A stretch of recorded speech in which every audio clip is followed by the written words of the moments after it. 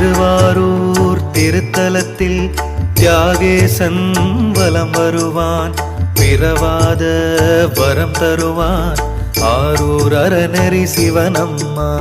சிவாய நமவென சிந்திப்போம், அபாயமென்றும் நெருங்காது. சிவாலயங்களை சேவிப்போம், செல்வம் வளரும் குறையாது.